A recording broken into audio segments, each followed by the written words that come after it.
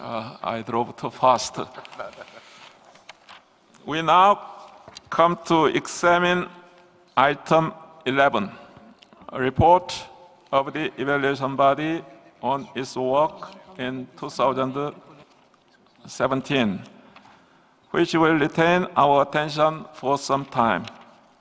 Before starting, I invite the chairperson of the evaluation body, Mr. Ahmed Skunti, representing Morocco, and its rapporteur, Mr. Sasa Srekovic, representing Serbia, to join us at the podium. Skunti is there? Okay. I wish to remind you that the committee established the evaluation body at its 11th session in Addis Ababa, Ethiopia, in order to evaluate the nominations to the list of intangible cultural heritage in need of urgent safeguarding. The nominations to the representative list of the intangible cultural heritage of humanity. The request for the transfer of an element from the list of intangible cultural heritage in need of urgent safeguarding to the representative list of the intangible cultural heritage of humanity. The request for international assistance greater than $100,000 and the proposals to the Register of Good Safeguarding Practices. Let me explain how we will deal with items of the agenda concerning the report of evaluation body that also includes 5 sub-items. We will begin with item 11, the overall report of the evaluation body on its work, as follows.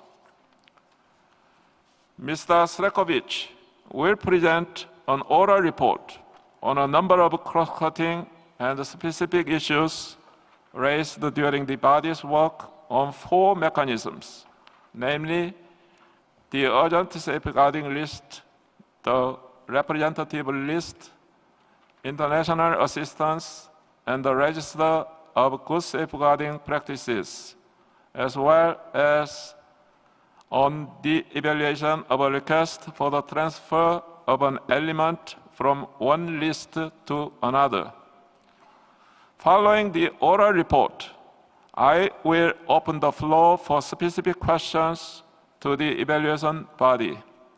I will ask you at that stage to restrict your interventions to questions to the evaluation body concerning issues raised in this report.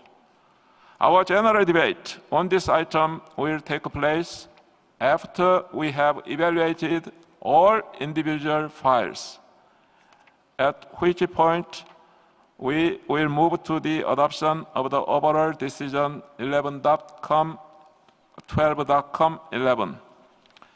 If you have no question on the order of the examination of nomination and the debate, we can proceed to the evaluation of the 6 nominations to the urgent safeguarding list, item 11A. The 34 nominations to the representative list, item 11B. The request for the transfer of an element from one list to another, item 11C. The 2 requests for international assistance greater than $100,000, item 11B. And the 2 proposals to the Register of Good Safeguarding Practices, item 11E. All nominations, requests, and proposals will be the subject of a brief presentation by the chairperson of the evaluation body, who will give us a succinct explanation justifying the draft decisions of the body, along with the display of photographic materials on the screens. Concerning the debate of the committee on the files, I wish to underline that a heavy task is ahead of us with 45 files to be examined over the course of 15 hours. Due to this tight schedule, and in order to allow sufficient time for the committee to discuss specific files, the Bureau, during its meeting on 3rd of October, agreed to adopt the same procedure as in the 2 previous years and to invite committee members wishing to discuss or amend specific draft decisions on nominations to inform the Secretariat by today, 9 a.m. This is merely a matter of organization. I wish to reassure the members of the committee that this procedure does not prevent any committee member from taking the floor on any decision if it so wishes during the current item. In this regard, I informed you yesterday during item 2, adoption of the agenda, that the Bureau decided through an electronic consultation in November 2017 that the debate would be opened on all 9 files for which the evaluation body proposed 2 options. These include the multinational nomination to the urgent safeguarding list submitted by Colombia and the Bolivarian Republic of Venezuela, as well as the nomination to the urgent safeguarding list submitted by Mongolia, and 7 nominations to the representative list, including the multinational file submitted by Bulgaria, the former Yugoslav Republic of Macedonia, the Republic of Moldova, and Romania. The nomination files respectively submitted by Cote d'Ivoire, Cuba, Indonesia, Ireland, and Malawi, and a multinational file submitted by the former Yugoslav Republic of Macedonia and Turkey.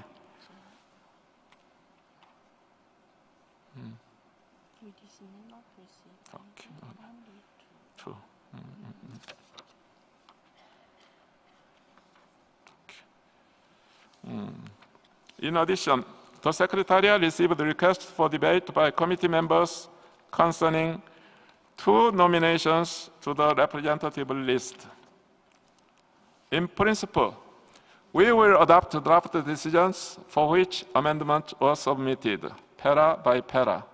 For other decisions, we could expect to adopt them as a whole.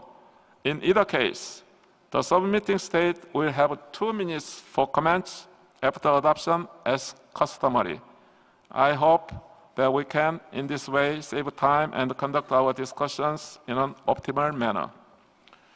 Concerning nominations that have been recommended for referral, allow me to recall that in conformity with the decision 9.com 13.c in 2014, the evaluation body recommended to refer a file only in the case of information lacking in a nomination, whether it be of a technical or substantial nature. Depending on its own priorities, the submitting state may wish to resubmit the referral file during the immediate following cycle or during another future cycle. This is the reason why each decision for referral states that submitting states are invited to resubmit the nomination to the committee for examination during a following cycle. In any case, files referred and later resubmitted are considered as new nominations and therefore are subject to the overall ceiling of files and the priority system described under para 34 of the operational directives.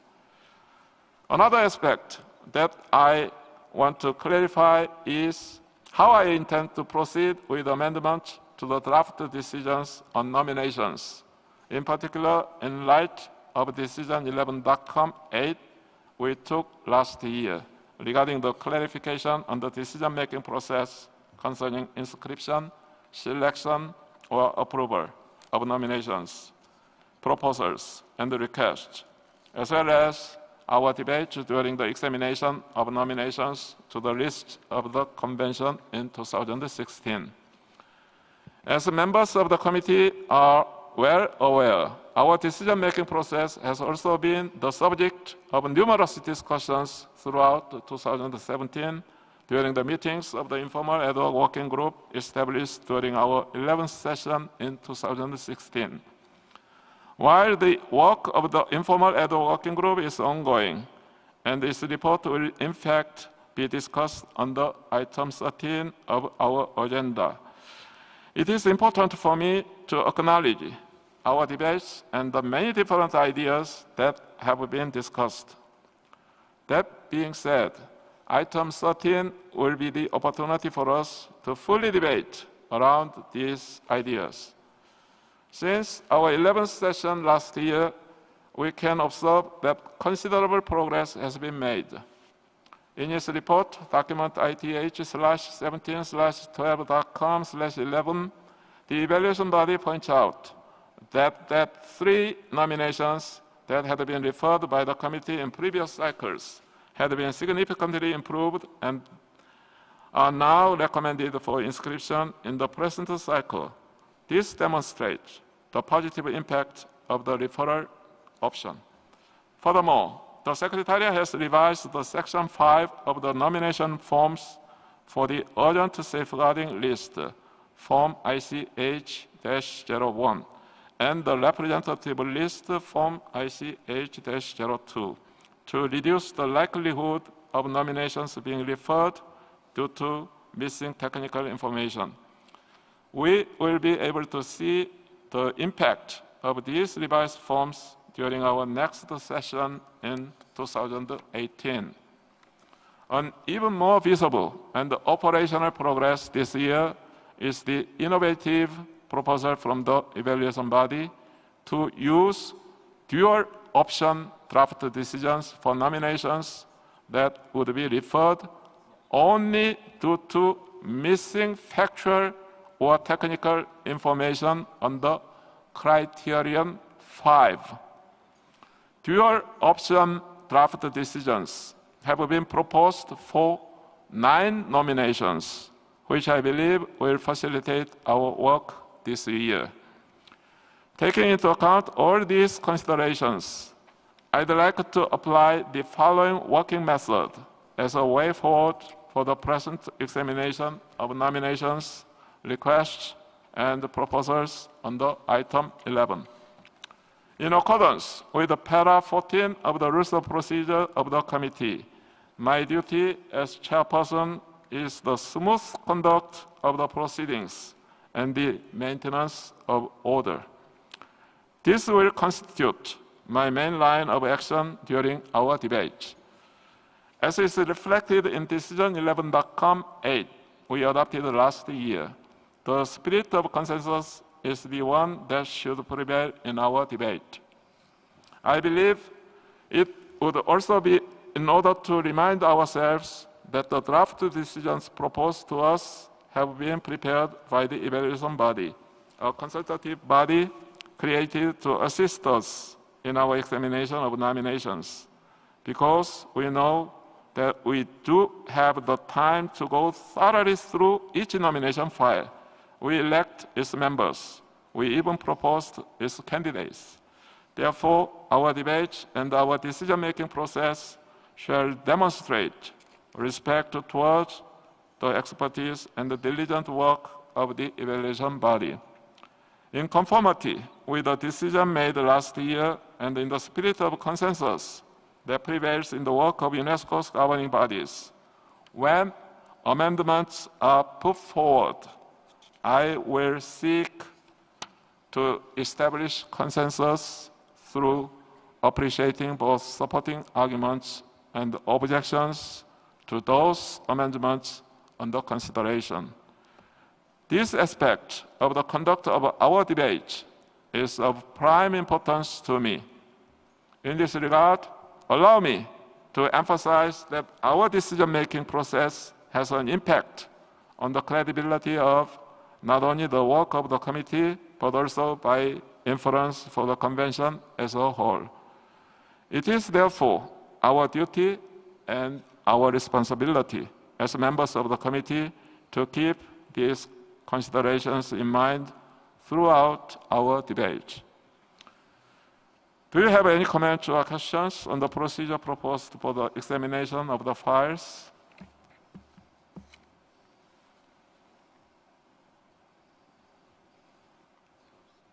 No?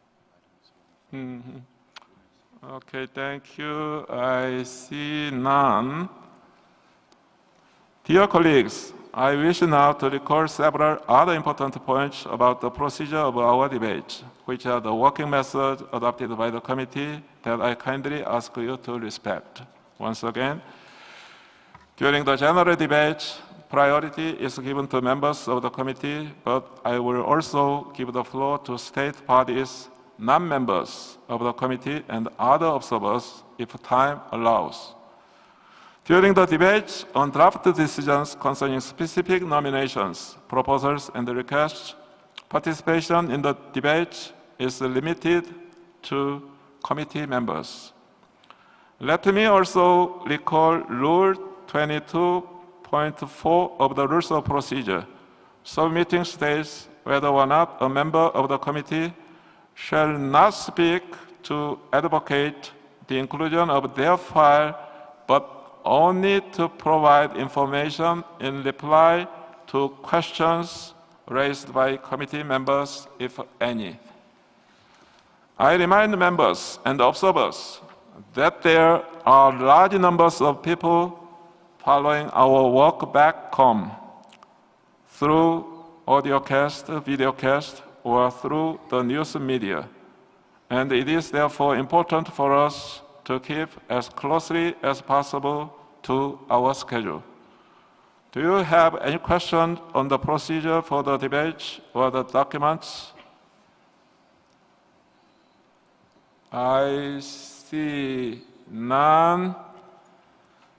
Allow me now to give the floor to Mr. Strekovich. Please, the floor is yours. Thank you, Mr. Chairperson.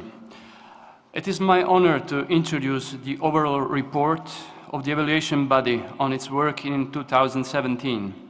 Our report will cover an overview of this year's files in terms of statistics and quality, our working methods, observations, and recommendations concerning cross-cutting issues, as well as a draft decision for the committee's consideration. Representing equitably all 6 regions, the body was composed of 12 members. 6 of them were individual expert representatives of state parties, non-members of the committee. And those are Mrs. Amelia Maria de Melo Frazao Moreira from Portugal, Mrs. Sonia Montesino Aguirre from Chile, Mrs. Hien Thi Nguyen from Vietnam, Mr. John Mogi Omare from Kenya, Mr. Ahmed Skunti from Morocco, and myself, Sasha Srečković from Serbia. Another 6 persons represented accredited non-governmental organizations: Norwegian Crafts Institute, Czech Ethnological Society, Association of Friends of Brazilian Folk Art, Casa do Pontal Museum, China Folklore Society, Cross-Cultural Foundation of Uganda, Egyptian Society for Folk Traditions. When we met for the first time in March this year, we elected Mr. Ahmed Skunti from Morocco as chairperson and Mrs. Amelia Maria de Melo Frazao Moreira from Portugal as vice chairperson. My colleagues then honored me with the duties of rapporteur. It is my privilege, therefore, to present this consensus and to speak here on behalf of all the 12 members of the body. Dear Mr. Chair, allow me now to outline in brief some of the essential issues, observations, and conclusions that emerged during our deliberation in this cycle.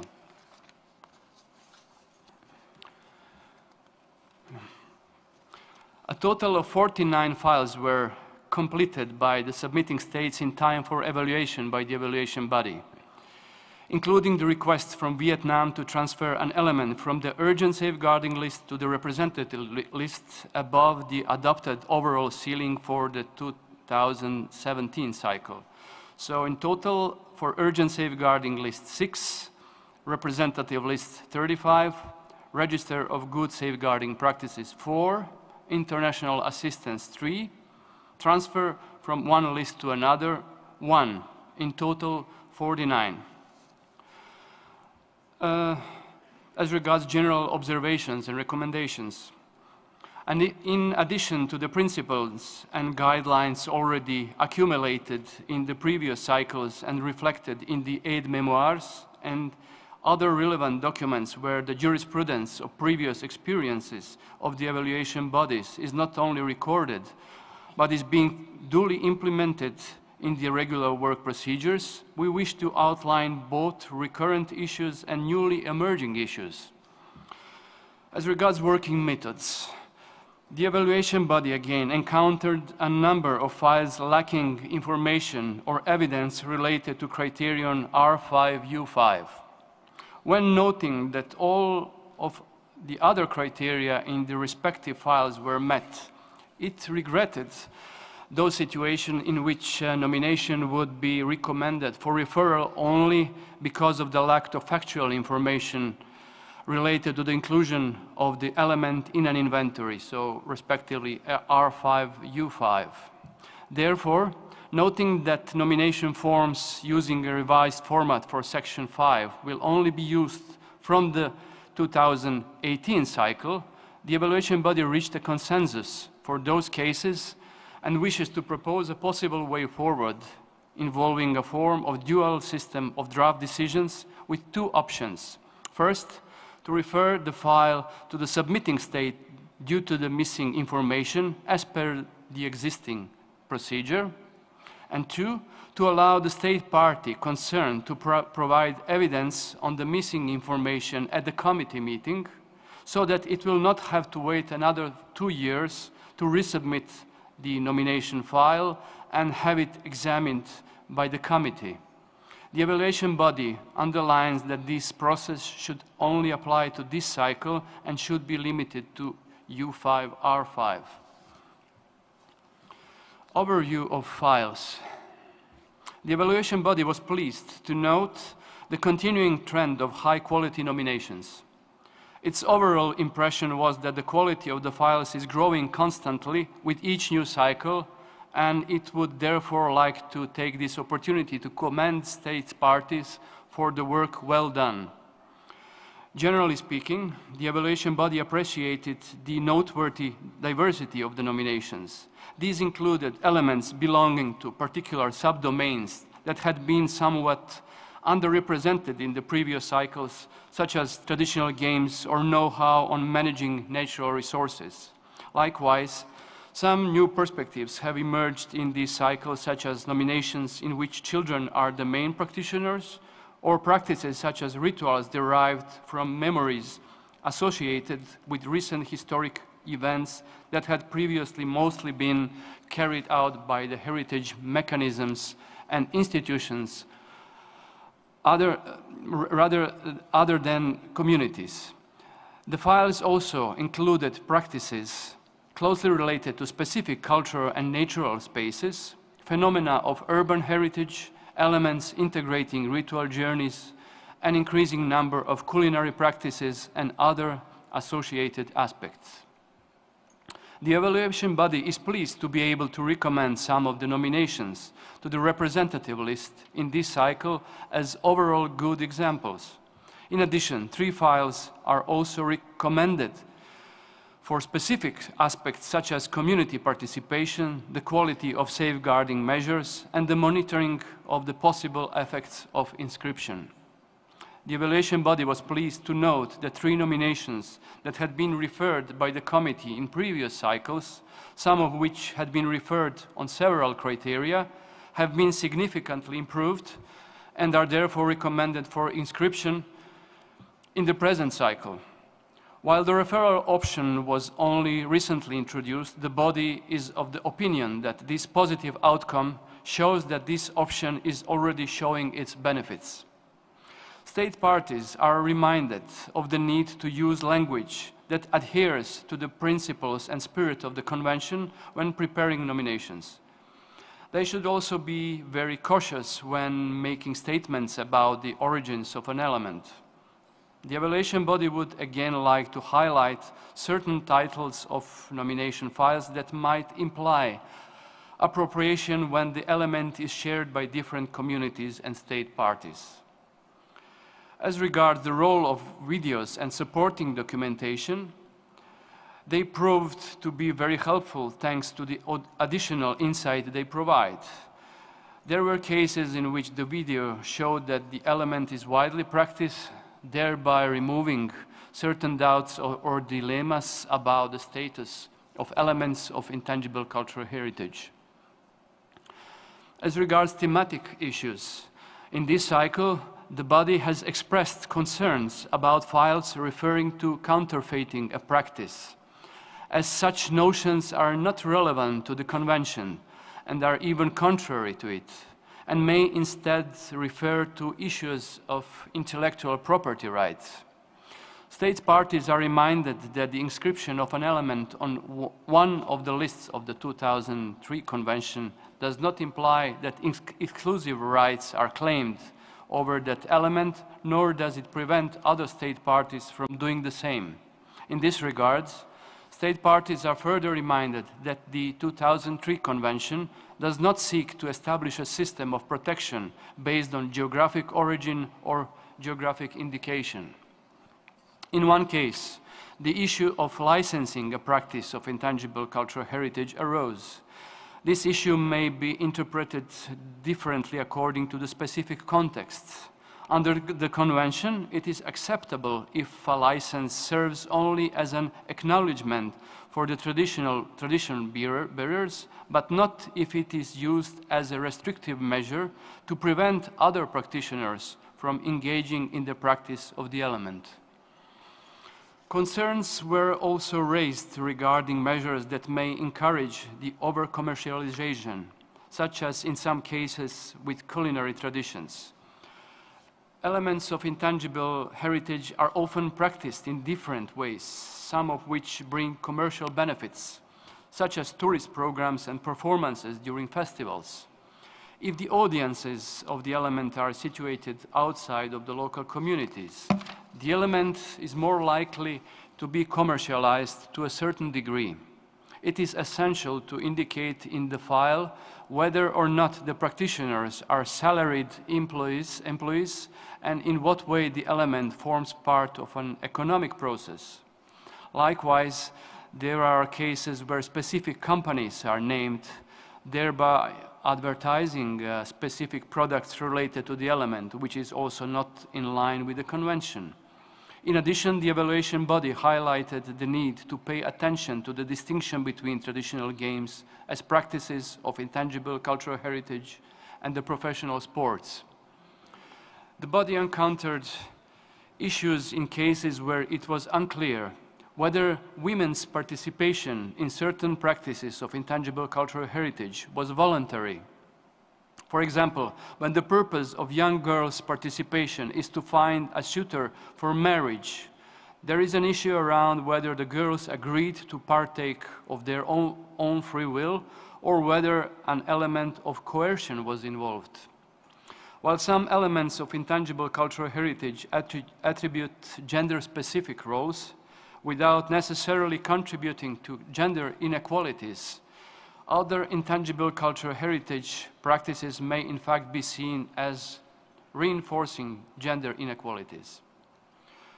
Regarding the issue of economic revitalization, the efforts to restore certain traditions for the economic benefit of communities are not necessarily linked to promoting gender equality or empowering women. A project can be successful in economic terms, but may still fail to achieve the empowerment or emancipation of women who are the tradition bearers. It is important to follow up on the real impact of such practices within the community in the long term. State parties should take heed of some of the implications of a practice acquiring greater visibility if it is inscribed. This may apply in particular to good practices in which the economic interest constitutes an important objective, such as in the case of craft workshops. For example, if the labor regulations within the workshops do not grant due rights to workers and practitioners, the visibility of the heritage may convey negative messages. Some intangible cultural heritage practices pose risks to environmental sustainability. This can be due to different factors, such as pollution and the overexploitation of natural resources needed to sustain the element. However, there are cases in which intangible cultural heritage practices promote environmentally friendly measures, such as those that make use of natural energy sources and traditional technologies. The body identified some cases in which state parties had mixed up the 1972 conventions concerning the protection of world culture and natural heritage and the 2003 convention. These two normative instruments are similar but not identical, and therefore state parties are advised to abstain from designating elements of intangible cultural heritage as world heritage. Specific issues related to criteria for inscription on the lists. There is the question of whether an element can actually be judged to be in need of urgent safeguarding when it has relatively large number of practitioners, when there is a relatively large number of practitioners. At times, the number of bearers is overestimated due to a failure to distinguish between people who are simply aware of an element, its audiences, and those who actively practice it. Compared to last year's examination cycle, fewer files failed to meet the R2 criterion. However, the challenge remains. The evaluation body is aware of the difficulties that people working in the communities or at the regional and local levels have in understanding and expressing how the inscription of an element could increase the visibility of living heritage at international level and raise awareness of ICH in general. The body felt that the formulation of the questions in this section of the nomination form might not be fully adequate. The body discussed ways forward and identified a few possible directions. One option would be to divide the questions on the form into sub-questions, while another option could be to provide separate boxes in which to place the answers. It was also proposed that state parties be requested to provide information on concrete cases that could illustrate the statements provided on the form, which by themselves are mostly rhetorical and overly abstract. There was a discussion over whether generic threats can be considered to be sufficient to identify if an element is in need of urgent safeguarding and if targeted safeguarding actions can feasibly be undertaken in response. Ideally, these threats should be as specific to the element as possible. It is also difficult to assess whether threats are generic or specific, since they are often interconnected within a given context. In addition, the body mentioned the need to be able to determine the severity of threats within specific contexts. If the threats identified are too generic, it is not possible to assess the appropriateness of the safeguarding plan. Even large-scale threats have targeted and concrete socio-economic consequences, but the safeguarding plan cannot be expected to address them in all their aspects. There needs to be a precise correspondence between the factors threatening the viability of the element identified in U2 and the safeguarding plan proposed in U3. Occasionally, there was some confusion over the difference between safeguarding measures as required under R3 and the safeguarding plan required under U3. It is necessary to distinguish between the two. The latter needs to be precisely formulated and articulated as a whole. It should identify the objectives, activities, expected results, detailed budget, and responsible bodies. A detailed budget and plan are not required for safeguarding measures as they are for criterion U3. The evaluation body noted that some safeguarding measures are led entirely by governmental bodies. In some cases, such an approach is useful at particular stages of implementation.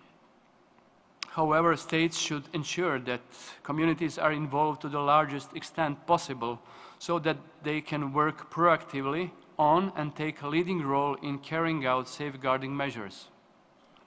For some files, the body encountered difficulties in distinguishing between ongoing safeguarding measures and those completed in the past, those recently implemented, and those planned for in the future. It would therefore like to invite state parties to ensure that the period of implementation of proposed safeguarding measures is made clear in nomination files. The body also stressed the importance of the actions proposed being specific and connected with the groups and individuals concerned, rather than of a more general nature. The objectives and expected results need to be clearly laid out so that the outcomes can be matched against the initial projections. It is important to determine the representativeness of those who express their consent for a nomination. It is one of the requirements set out in the form that there be a justification for the selection of community representatives. This consideration appears not to have been given due attention in recent years. Future bodies should therefore be reminded of the need to enforce a systematic approach to selecting the representatives involved in the nomination process. State parties should be encouraged not to send standardized consent letters. It is important to ensure that the forms of consent are as varied as possible, including various forms of media. Petition forms supporting the nomination are not acceptable. In some cases, there is a lack of clarity as to whether or not those who have expressed their consent have actually understood what safeguarding intangible cultural heritage involves, especially given the use of standardized letters of consent. Equally, communities do not seem to have been properly informed of the difference between the nomination to a list of 2003 convention and the proposal to the Register of Good Safeguarding Practices. There are specific issues related to criteria for selection to the Register of Good Safeguarding Practices. Like, for instance, concerning the proposals for the Register of Good Safeguarding Practices, we would like to stress that close attention needs to be paid to elements and practices connected with wars, armies, and this is always a highly sensitive issue. The specific historical background needs to be taken into account. On the other hand, the evaluation body is concerned that in the future, it may be asked to examine practices that could be seen as supporting a specific political agenda. Another set of questions concerns the issue of whether or not such programs contribute to the safeguarding of intangible cultural heritage. Likewise, can this type of commemoration be relevant to other contexts where peace is fragile? Links between peace and sustainable development are particularly important in that regard. Similarly to previous cycles, criterion P9 was the subject of considerable discussion within the body. How can the proposal in question be replicated in developing countries as a model? This question raised a lively discussion among the body since the circumstances in particular countries are often quite specific, thereby impeding efforts to apply safeguarding models from elsewhere. Does it make sense to formulate the criterion in this way? There is a need for good models for safeguarding practices in both developed and developing countries. And some issues related to the transfer of an element from one list to another. For the first time, the evaluation body encountered a case in which a state party wished to first remove an element from a list, in this case the urgent safeguarding list, and two, transfer the same element onto another list, the representative list in this case. The evaluation body first evaluated the report on the status of the element inscribed on the urgent safeguarding list to assess whether the element could be removed from this list. As the format of the report on the status of the element does not employ the same sequence as the criteria for inscription on the urgent safeguarding list, the evaluation body considered the information contained in the report on the status of the element to be insufficient as a whole to ascertain whether the element is still in need of urgent safeguarding. As a second step, the body evaluated the nomination file submitted by Vietnam for an inscription of the element on the representative list, criterion by criterion. As decided by the committee, the evaluation body carried out the process on an experimental basis and subsequently identified the lessons learned. The body considered that submitting states should have to provide proof of the consent of the communities concerned for the requests related to the removal of an element from one list and transfer to another. Concerning the removal of an element from urgent safeguarding list, the body was asked to draw conclusions and offer an informed recommendation based on the periodic report on the safeguarding of the element to which the state party had committed itself when the element had been inscribed on the urgent safeguarding list. Without sufficient evidence, the evaluation body is necessarily basing its evaluation on trust alone. Based on this experience, the body recommends that a new dedicated form be developed specifically for the removal of elements inscribed on the urgent safeguarding list. Furthermore, the evaluation body noticed that the state party decided to request the removal of the element from one list and its transfer onto another before the safeguarding plan had been fully implemented. It was due to be completed only in 2020 in this case. The removal or transfer process needs to be carried out using an established order of activities and with an appropriate procedure, since neither the available forms nor the operational directives provided an adequate mechanism for dealing with the transfer case in question. It is also important to note that the removal of an element from one list does not necessarily entail its transfer onto another. Indeed, should it necessarily be a transfer to the representative list, given that a successful safeguarding process could in fact make it a case for a transfer to the Register of Good Safeguarding Practices. This case also raised the question of how long an element under threat can stay on the urgent safeguarding list, which needs to be considered so that the effects of inscription on the list can be assessed and ascertained.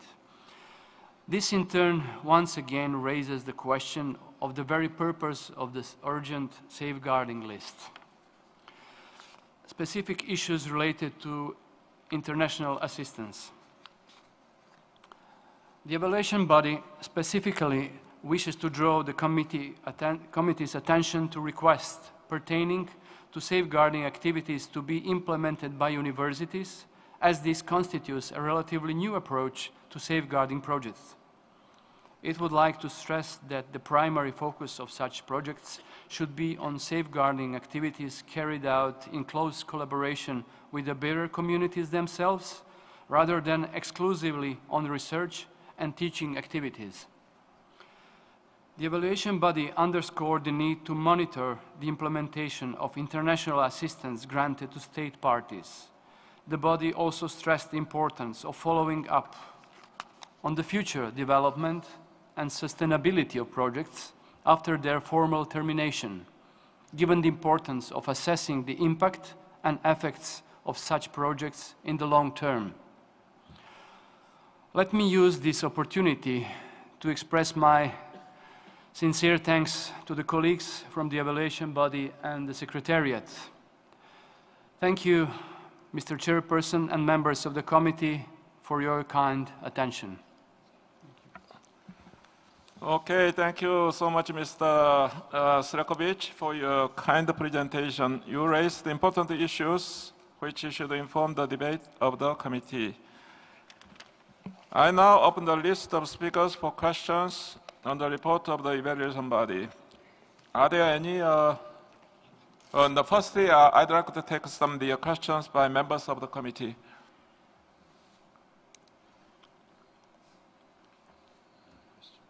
Turkey.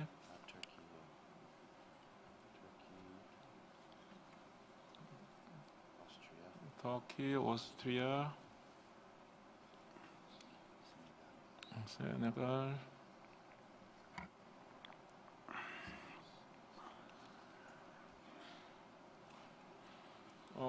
Okay, on my list, Turkey, Austria, Senegal, Cyprus.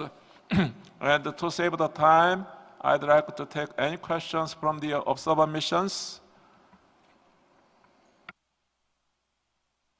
Yeah, in case, please raise your nameplate. I see none. Okay, if that's the case, I'd like to give the floor.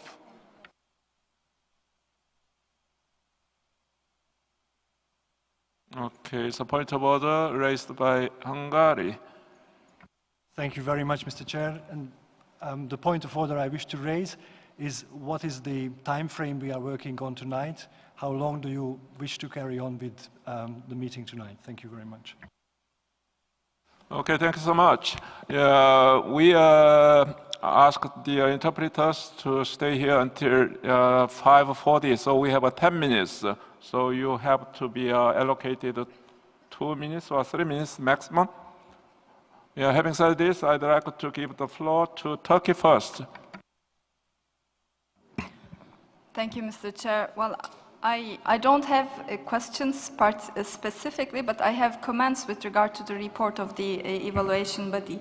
Let me first thank the members of the evaluation body for their extensive work. We would like to acknowledge with appreciation the tremendous amount of work undertaken by the evaluation body. And we welcome the comprehensive report, which covers many important observations and recommendations. To us, it is a report that all states parties should take into consideration in the preparation and submission of their nomination files. We also appreciate the support of the Secretariat for the smooth work of the evaluation body. And when we go through the findings, we welcome many of them. To begin with, we have found the dual system approach very innovative, giving a chance for those files who only have a lack of some factual information on the way to inscription. So we thank you for that. We would like to highlight some of the observations which we believe it's critical to our work. For instance, we fully agree with the observation that as some of the elements are shared by different communities, we should refrain from inscribing our elements to the list to authenticate the practice of an element. Certain elements are not restricted to one specific country. We concur with the observation that the use of adjectives of nationality, which may reflect national ownership in the files, is against the ideals and objectives of this convention. In the meantime, when examining the nomination files, we invite the evaluation body to pay attention to the geographical coverage of the nominated element as requested in section D of the files that requires clarification on the geographic location and range of the element, and examine this section in detail and with a comprehensive approach, and once identified by the evaluation body for those files as such, we expect from the body to reflect it on its decisions properly. We also encourage state parties to utilize mechanisms of the convention that encourage multinational nomination files. In this respect, we will have some amendment proposals to the general decision under this agenda item. As pointed out by the evaluation body, we also observe a confusion between the 1972 and 2003 conventions. We have to bear in mind that they are not identical, and we need to understand how these two conventions differ from each other. Maybe a comparative study could be useful to be prepared by the two secretariats to make the distinction clear. We appreciate the recommendations regarding the removal and transfer process, and we should take them into account into our future deliberations. There are many other observations which need the attention of the committee. We encourage all states parties to study the observations of the evaluation body carefully before submitting nominations. With regard to the format of the report itself, according to us, the way the report has been formulated is confusing. Some observations have recommendations, while some others do not have. It needs some adjustment. For instance, paragraph 18 includes a recommendation, but not clearly put forward. The only explicit recommendation of the body is under paragraph 57, which is about the removal and transfer process. Accordingly, the draft decision reflects partially of what the evaluation body has recommended or observed. It might be very useful if the report of the format, if the reporting format of the evaluation body is simplified and be clear in terms of its recommendations. We invite the evaluation body, together with the Secretariat, to consider its reporting format with a view to making it more user-friendly and for decision makers. Thank you very much, Mr. Chair. Okay, thank you, Turkey. We are running out of time, so once again, we have 3 more speakers. Please respect the 2 minutes. We cannot.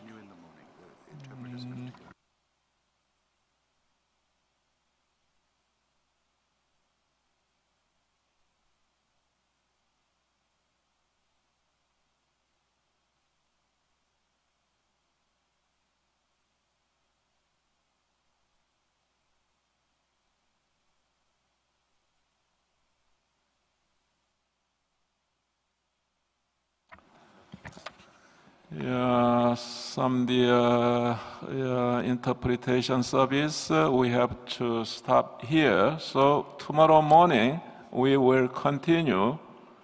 Austria, Senegal, Cyprus, Hungary, and Cuba. And tomorrow morning, anyway, tomorrow morning, we will ask some Colombia. Yeah, keep the list, and tomorrow morning, we will rewrite the speakers list. Okay, thank you so much.